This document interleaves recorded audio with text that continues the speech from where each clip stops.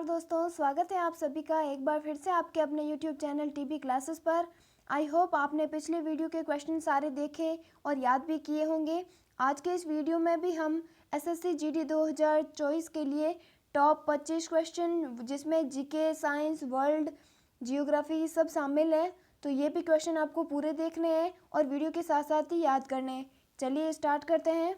आज की क्लास का हमारा पहला प्रश्न है कि भारतीय राष्ट्रीय कांग्रेस के प्रथम अध्यक्ष कौन थे। तो सबसे पहले मैं आपको बता दूं, भारतीय राष्ट्रीय कांग्रेस की स्थापना कब होती है? 1885 में।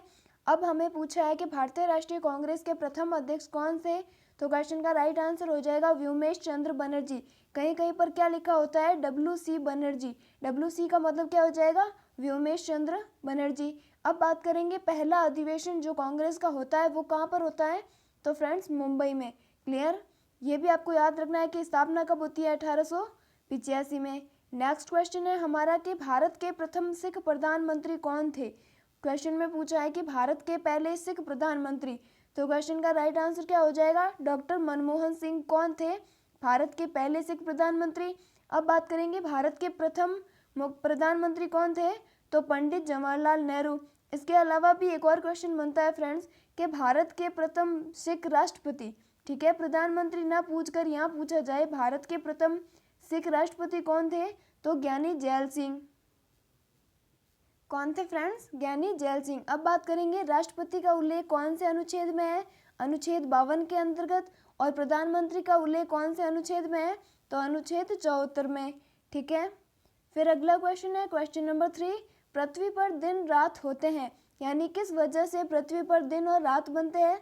तो इस प्रश्न का सही जवाब हो जाएगा पृथ्वी की दैनिक गति के कारण। यानी पृथ्वी जब अपने अक्ष पर घूमती है या फिर अपनी धुरी पर घूमती है, जिसे घूमने में उसे कितना समय लगता है? 23 घंटे 56 मिनट और 4 सेकंड। वो आपको याद रखना है, 23 घंटे 56 मिनट और 4 सेकंड में पृथ्वी अपने अक्ष पर घूमती है, जिससे क्या बनते हैं?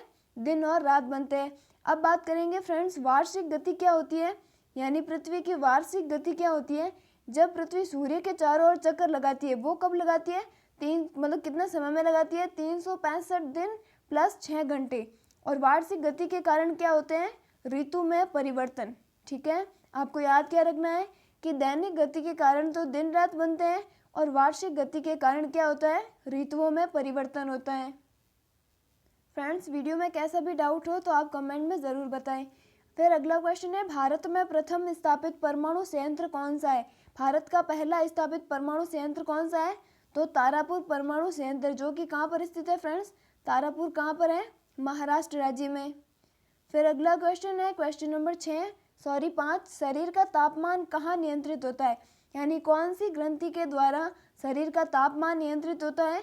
तो प्रश्न का सही जवाब हो जाएगा option number C, hypothalamus. Hypothalamus को क्या बोलते हैं फ्रेंड्स? हेडमास्टर ग्रंथि। ठीक है, यानी मास्टर ग्रंथि तो कौन सी होती है? पीयूष ग्रंथि। और जो हाइपोथैलेमस होती है उसे क्या बोलते हैं? हेडमास्टर ग्रंथि। इसके अलावा फ्रेंड्स ग्रंथियों से एक और क्वेश्चन पूछा जाता है कि सबसे बड़ी ग्रंथि कौन सी है? तो यकृत ग्रंथि। और सबसे छोटी कौन सी है? पीयूष ग्रंथि।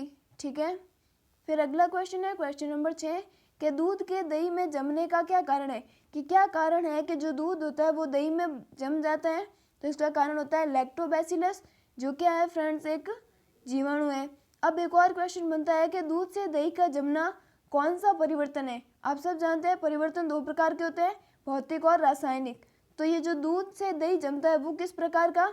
एक रासायनिक परिवर्तन है, क्योंकि वापस हम दही से दूध नहीं बना सकते। ठीक है, फिर नेक्स्ट है क्वेश्चन नंबर 7। दिल्ली में स्थित शांति वन समाधि है, यानी दिल्ली में स्थित जो शांति वन है वो किसका समाधि स्थल है? तो क्वेश्चन का राइट आंसर हो जाएगा पंडित जवाहरलाल नेहरू का, जो कौन थे? हमारे भारत के प्रथम प्रधानमंत्री। ठीक है, पंडित जवाहरलाल नेहरू हमारे भारत के पहले प्रधानमंत्री। अब बात करेंगे इंदिरा गांधी के समाधि स्थल की, तो इंदिरा गांधी का समाधि स्थल है शक्ति स्थल। लाल बहादुर शास्त्री का कौन सा है फ्रेंड्स? विजय घाट। मैं स्क्रीन छोटी है तो मैं आपको लिख नहीं सकती, आप याद रख लेना। लाल बहादुर शास्त्री का हो गया विजय घाट, इंदिरा गांधी का हो गया शक्ति स्थल, और राजीव गांधी का कौन सा है? वीर भूमि। ठीक है, फिर अगला क्वेश्चन है क्वेश्चन नंबर 8। लोसांग एक उत्सव है जो कि कहाँ पर मनाया जाता है? फ्रेंड्स जो लोसांग है, जो उत्सव बोल सकते हैं, त्योहार बोल सकते हैं, जो कि कहाँ पर मनाया जाता है? तो क्वेश्चन का राइट आंसर हो जाएगा ऑप्शन नंबर ए, सिक्किम में। अब बात करेंगे नागालैंड का प्रसिद्ध त्यौहार कौन सा है, हॉर्नबिल। केरल में कौन सा मनाया जाता है, ओणम, ठीक है। फिर अगला क्वेश्चन है WTO का मुख्यालय। WTO फ्रेंड्स विश्व व्यापार संगठन, जिसे इंग्लिश में क्या बोलते हैं, वर्ल्ड ट्रेड ऑर्गेनाइजेशन, उसका मुख्यालय कहाँ पर है, तो जेनेवा में। Geneva friends Switzerland. अब बात करेंगे इसकी WTO की स्थापना कब होती है, ये क्वेश्चन भी पूछा जाता है, तो 1995 में WTO की स्थापना होती है। फिर अगला क्वेश्चन, पेनिसिलिन किससे प्राप्त की जाती है, तो आप सभी जानते हैं जो पेनिसिलिन है वो क्या है, एक एंटीबायोटिक है जो कि किससे प्राप्त की जाती है, फफूंद से। इसकी मतलब फफूंद को क्या बोलते हैं, कवक, ठीक है। फिर अगला क्वेश्चन है क्वेश्चन नंबर 11, हॉकी का जादूगर किसे बोला जाता है। बहुत ही इजी लेवल का क्वेश्चन है। हॉकी का जादूगर मेजर ध्यानचंद को बोला जाता है, जिनके सम्मान में 29 अगस्त को कौन सा खेल दिवस मनाया जाता है, और हॉकी फ्रेंड्स भारत का राष्ट्रीय खेल, ठीक है। फिर अगला क्वेश्चन नंबर 12, मुगल काल में सर्वप्रथम किस शहर में अंग्रेजों ने कारखाने स्थापित किए। यानी मुगलों के काल में आप जानते हैं कि अंग्रेज भारत में आए थे, तो उन्होंने अपनी पहली फैक्ट्री कहाँ खोली थी, तो क्वेश्चन का राइट आंसर हो जाएगा सूरत में। फ्रेंड्स एक ट्रिक है, यानी अंग्रेजों ने जो जो फैक्ट्रियाँ खोली थी हमारे भारत में, उसकी SAA और B, यानी पहली फैक्ट्री कहाँ पर खोली थी, सूरत में। दूसरी खोली थी, आप लिख लेना आगे, आगरा में। तीसरी खोली थी अहमदाबाद में, और चौथी कहाँ पर खोली थी, भड़ोच में, ठीक है। फिर अगला क्वेश्चन है क्वेश्चन नंबर 13, त्रिपिटक धार्मिक ग्रंथ है। यानी जो त्रिपिटक है वो धार्मिक ग्रंथ है, यानी वो किस धर्म से संबंधित है, तो प्रश्न का सही जवाब हो जाएगा बौद्ध धर्म से। कुल कितने हैं, 3 हैं। कौन कौन से, विनय पिटक, सूत पिटक और अधिगम पिटक। क्लियर। चलिए नेक्स्ट क्वेश्चन, अगला बहुत इंपॉर्टेंट क्वेश्चन है, पानीपत की तीसरी लड़ाई कब होती है। क्या क्वेश्चन है, पानीपत की तीसरी लड़ाई, तो सबसे पहली हम देखेंगे 1526 में होती है, दूसरी कब होती है 1556 में, और तीसरी कब होती है 1761 में, ठीक है। तो मैं आपको बताती हूँ, पहली होती है बाबर और इब्राहिम लोदी के मध्य 1526 में। पानीपत की दूसरी लड़ाई होती है अकबर और हेमू के मध्य, और तीसरी होती है 1761 में मराठों और अफगानों के मध्य। क्लियर। फिर अगला क्वेश्चन नंबर 15, जलियांवाला बाग दुर्घटना किस सन में हुई थी। जलियांवाला बाग हत्याकांड कब हुआ था, तो 1919। डेट की बात करेंगे तो 13 अप्रैल, और जगह की बात करें तो अमृतसर पंजाब, यानी अमृतसर पंजाब 13 अप्रैल 1919 को जलियांवाला बाग दुर्घटना हुई थी, जिसमें गोली चलाने वाले कौन थे, जनरल डायर, ठीक है। ये नाम भी आपको याद रखना है। फिर अगला क्वेश्चन, पेंसिल बनाने में कार्बन के किस अपरूप का प्रयोग किया जाता है। यानी जो हम लिखते हैं वो पेंसिल, उसमें कार्बन के कौन से अपरूप का प्रयोग किया जाता है, तो पहले तो कार्बन के 3 अपरूप होते हैं, हीरा, ग्रेफाइट और फुलरेन। और जो ग्रेफाइट होता है वो एक ऐसी अधातु है जो विद्युत की सुचालक होती है, तो option number C right answer. फिर नेक्स्ट क्वेश्चन क्वेश्चन नंबर 17, वायु क्या है। तो फ्रेंड्स वायु क्या है, एक प्रकार का मिश्रण है, ठीक है। फ्रेंड्स वायु क्या है, एक प्रकार का मिश्रण, ऑप्शन बी राइट आंसर हो जाएगा। कैसे याद रखना है फ्रेंड्स, यौगिक तो वो होते हैं जिसमें 2 या 2 से अधिक तत्व एक निश्चित अनुपात में मिलते हैं, वो तो होता है यौगिक। और कोई मतलब बिना किसी अनुपात के मिलते हैं तो वो क्या होती है, मिश्रण। जैसे कि वायु में नाइट्रोजन है 78%, 20% ऑक्सीजन भी है, तो इससे मतलब अलग अलग तत्वों का अनुपात भी अलग अलग है, ठीक है। फिर अगला क्वेश्चन, संविधान के किस भाग में मूल अधिकारों का उल्लेख है। अब बहुत ही इजी सा क्वेश्चन है, सभी जानते हैं मूल अधिकारों का उल्लेख संविधान के भाग 3 में है। अनुच्छेद की बात करें तो अनुच्छेद 12 से लेकर अनुच्छेद 35 तक क्या है, अधिकारों का वर्णन। कुल कितने, 6 मौलिक अधिकार हैं, वो कौन कौन से, समानता का अधिकार, स्वतंत्रता का अधिकार, शोषण के विरुद्ध अधिकार, धार्मिक स्वतंत्रता का अधिकार, शिक्षा संस्कृति का और संवैधानिक उपचारों का अधिकार। ये हो गए 6। अगला क्वेश्चन क्वेश्चन नंबर 19, एम्पियर क्या मापने की इकाई है। यानी एम्पियर है उसे किसे मापते हैं, तो धारा यानी करंट को, ठीक है। यहाँ पर धारा भी लिखा मिल सकता है। अब बात करेंगे प्रतिरोध को किस में मापते हैं, तो ओम में। वोल्टेज किसे मापता है, विभव को, ठीक है। फिर अगला क्वेश्चन, एंगस्ट्रम क्या मापता है। यह भी अच्छा क्वेश्चन है, जो एंगस्ट्रम है वो किसे मापता है, तो राइट आंसर हो जाएगा तरंग दैर्ध्य को।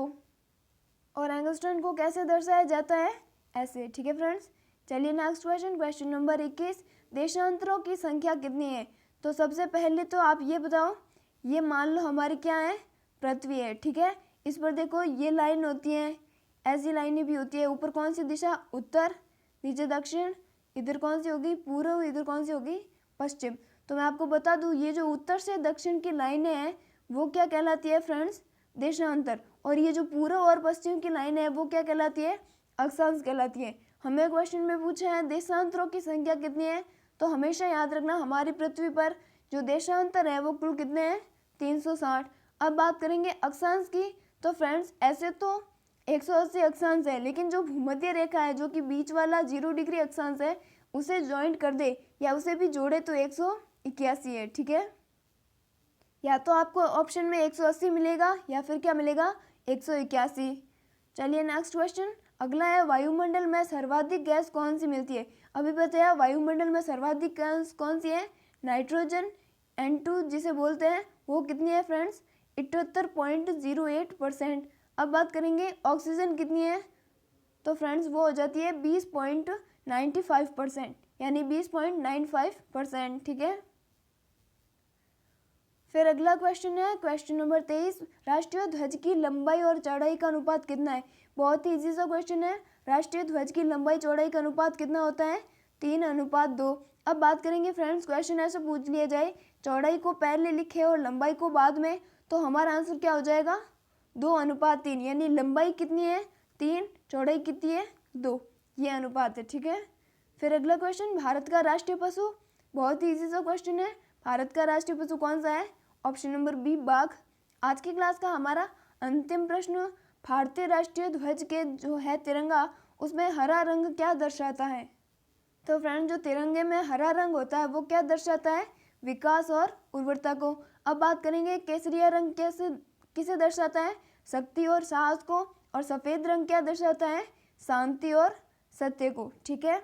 ये तो हमने देख लिए पूरे 25 क्वेश्चन। अगर आपको क्वेश्चन इंपॉर्टेंट लगते हैं तो वीडियो को लाइक करना और चैनल पर नए हो तो चैनल को सब्सक्राइब ज़रूर करना। Thank you, thanks for